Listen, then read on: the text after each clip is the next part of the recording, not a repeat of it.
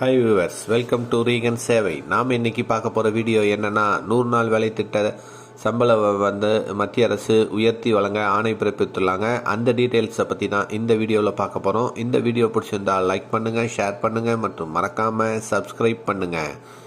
வாங்க வீடியோக்குள்ளே போகலாம். 100 நாள் வேலை திட்டம் பார்த்திங்கன்னா, மத்திய அரசால் 2005ஆம் ஆண்டு மகாத்மா காந்தி தேசிய ஊரக வேலை உறுதி சட்டத்தை இயற்றியது. இந்த சட்டத்தின் கீழே 100 நாள் வேலை திட்டம் செயல்படுத்தப்பட்டு வருகிறது. ஊரக வேலை உறுதி திட்ட அட்டை வைத்திருப்பவர்கள் வேலை கோரினால் அந்த நபர்களுக்கு ஆண்டுக்கு குறைந்தபட்சம் 100 நாள் வேலை அளிக்கப்படும் என்ற உத்தரவாதத்தை இந்த திட்டம் அளிக்கிறது. 100 நாட்கள் வேலை தர அரசு தவறினால் பாதிக்கப்பட்டவருக்கு முதல் 30 நாட்களுக்கு சம்பளத்தில் 1/4 பங்கும், மேலும் தவறினால் பாதி ஊதியத்தை அபராதமாக அரசு தர வேண்டும். இது நாள் வரையில் இந்த திட்டத்தின் கீழே 25.25 கோடி பேர் பதிவு செய்துள்ளனர்.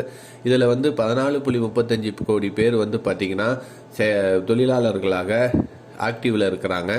இந்த தொழிலாளர்களுக்கு வருடத்திற்கு 100 நாள் கட்டாயம் அந்தந்த பஞ்சாயத்தில் வேலை வாய்ப்பு வழங்க வேண்டும்.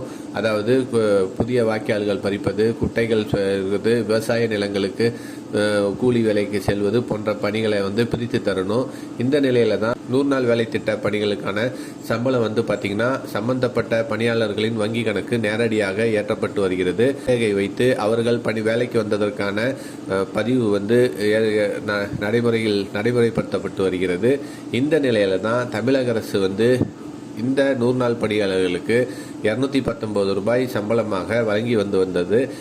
அது இப்போ பார்த்திங்கன்னா தமிழகம் உட்பட அனைத்து மாநிலத்திற்கும் 100 நாள் வேலை திட்டத்திற்கான ஊதியத்தை மத்திய அரசு உயர்த்தி வழங்க அரசாணை வெளியிட்டது. தற்போது தேர்தல் நடத்தை விதிமுறைகள் அமுலில் இருப்பதால் தேர்தல் ஆணையத்தின் இடம் அனுமதி பெற்று இதற்கான அரசாணையை மத்திய அரசு வெளியிட்டிருக்கிறாங்க.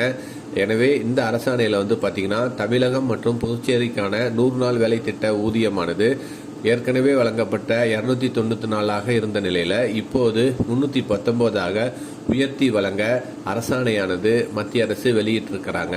எனவே இனி வரும் புதிய நிதியாண்டில் இந்த 100 நாள் பணியாளர்களுக்கான சம்பளம் பார்த்திங்கன்னா 294 319 உயர்த்தி வழங்கப்பட உள்ளது.